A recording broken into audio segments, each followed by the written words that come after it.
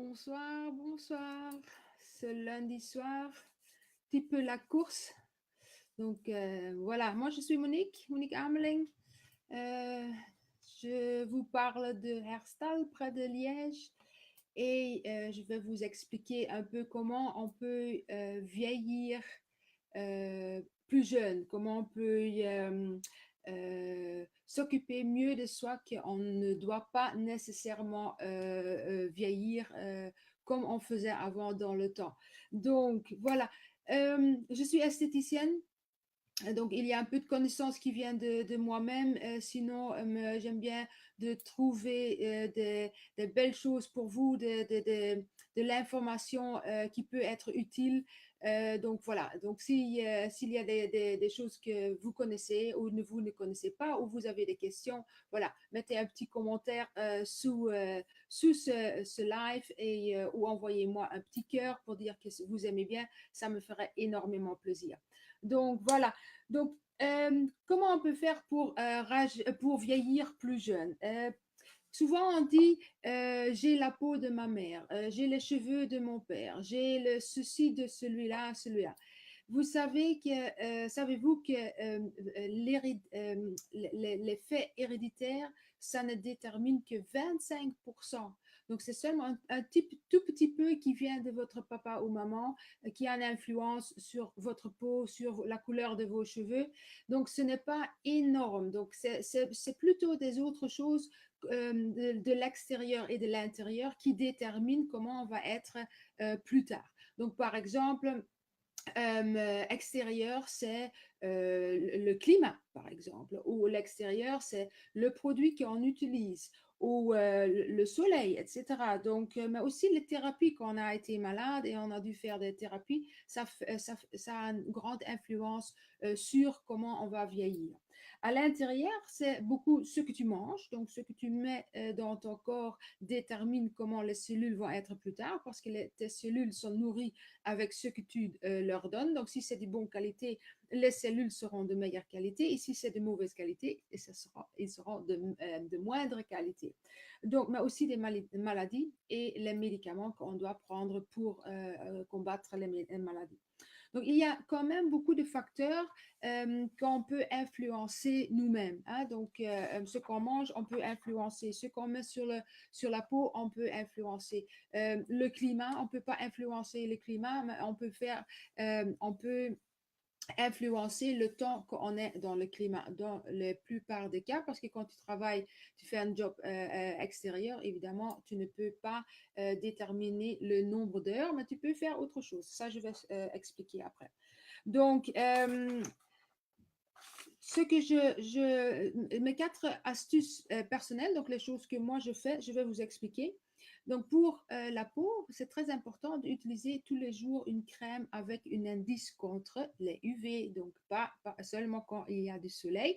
Donc on me dit souvent, oui, mais il n'y a pas de soleil, donc voilà, je ne mets pas de la crème. Oui, il faut mettre tous les jours, toute l'année, 365 jours de l'année, il faut mettre une crème avec un indice. Je vais expliquer pourquoi.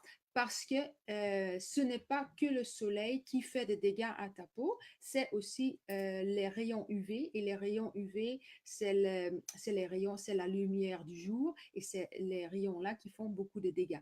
Donc maintenant que le soleil est plus loin, une indice 15 est suffisant, mais à partir d'avril jusqu'à octobre, c'est mieux de prendre quand même une 30 de bonne qualité, de préférence pas trop de synthétique parce que ça peut encore être absorbé par le corps et ça peut créer des soucis par après et des maladies. Euh, pour le soleil, ne va jamais dans le plein soleil entre 11 heures du matin et 17 heures du soir. Pourquoi? Parce que le soleil est le plus près et le plus fort, il fait le plus de dégâts. Donc, va avant 11 heures et après 17 heures, c'est le plus sage pour ta peau. Et je sais très bien que tu veux bronzer en été, c'est joli qu'on a une petite couleur, etc., mais c'est très, très, très vieillissant. Donc, le soleil vieillisse le plus la peau. Donc, pour éviter qu'on vieillisse trop vite la peau et qu'on a quand même une petite couleur, j'ai une petite astuce. Commencez déjà en avril, mai, quand le soleil va commencer à être plus présent et être plus près, donc plus chaud, de vous mettre dans le soleil avant 11 heures et après 17 heures, un quart d'heure sans protection et tu te mets comme ça, avec tes bras, avec ton visage dans le soleil. Qu'est-ce qui va se passer? Tu vas épaissir ta peau avec le soleil. C'est une protection naturelle que la peau va faire en contact avec le soleil. Donc, tu vas bronzer tout doucement, mais sûrement, et tu vas être déjà bronzé en été, mais ce sera un bronzage qui est beaucoup plus beau parce que c'est un bronzage qui est beaucoup plus égal et parce que la peau a été protégée, donc parce que la peau a été épaissie, la peau est plus résistante contre les rayons de soleil quand c'est vraiment très chaud en été. Donc, commencez en avril-mai, comme ça vous aurez tout l'été une belle couleur et une couleur qui est plus saine, qui n'est pas abîmée. Ok? Donc, mais évidemment, en été, vous mettez tous les jours votre écran sur tous les endroits qui sont nus, qui sont en contact avec le soleil. Donc, troisième point, mange des bonnes graisses. Donc oui, il faut manger des graisses parce que le corps a besoin de graisses. Déjà, c'est le fuel, comment je dois dire, c'est ce qui donne notre énergie. Donc, on a besoin de brûler, mais il ne faut pas manger n'importe quoi, n'importe quelle graisse, évidemment. Il y a des graisses qui sont vraiment mauvaises, qu'on trouve dans certains aliments préparés, etc. Je parle des graisses qui sont naturelles, qu'on trouve dans la nature et qui sont très bons pour le corps.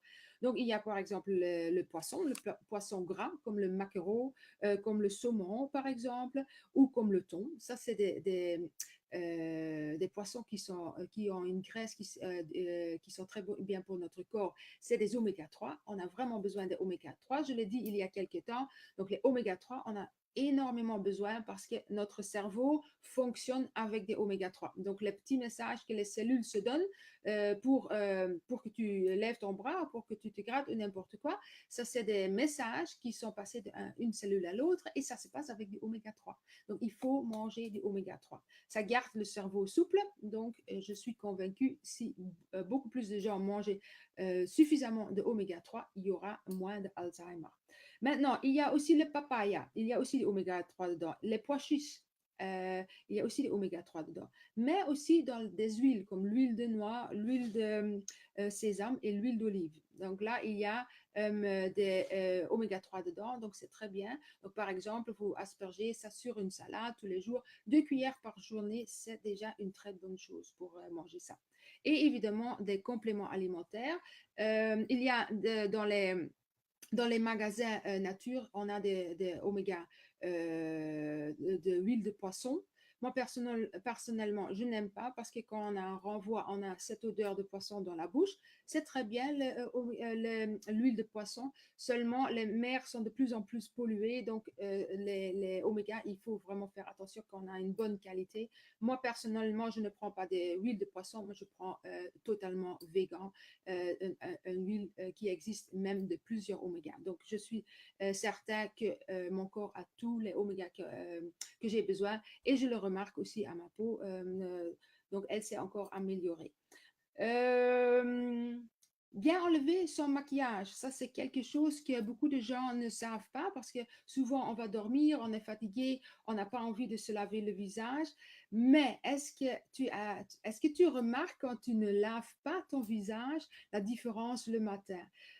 Souvent les yeux gonflés à cause du mascara, mais parce qu'il y a des toxines qui restent, ça gonfle vraiment très fort. Mais aussi la peau, elle reste sale, elle reste remplie des impuretés, donc ça peut créer des boutons, évidemment, des inflammations. Donc c'est vraiment, vraiment, vraiment important pour avoir une belle peau et pour garder une belle peau le plus longtemps possible, de bien laver ta peau tous les soirs et de préférence de mettre une crème après que s'il y a des crasses sur ton coussin, que ça ne va pas rentrer dans ta peau. Tu vas vraiment voir comme ça va aider ta peau. Si tu n'es pas habitué à ça, commence avec ça. Cherche-toi un lait démaquillant, un lait nettoyant pour ton visage qui est doux, qui n'est pas synthétique et lave-toi tous les soirs ton visage avec, de préférence aussi le matin. Mais tu vas voir, même en une semaine, comme ta peau va s'améliorer. Je te garantis. Et une cinquième chose très, très, très importante, c'est boire de l'eau. Ça revient toujours, ça revient toujours. On existe une très grande partie de l'eau. Tes cellules sont remplies de l'eau. Ils ont besoin de cette eau-là. Et ta peau si tu bois plus de l'eau, tu vas vraiment voir une amélioration.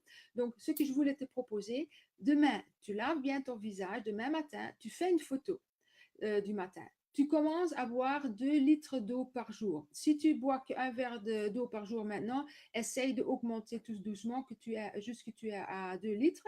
Si tu veux avoir une astuce, tu me le diras, je te donnerai plein d'astuces. Mais commence de boire de 2 litres par jour et après 6 semaines, refais une photo de ton visage. Et puis, tu continues jusqu'à 12 semaines de boire tous les jours 2 litres d'eau. Et tu fais encore une photo. Et tu vas mettre les 3 photos l'un à côté de l'autre.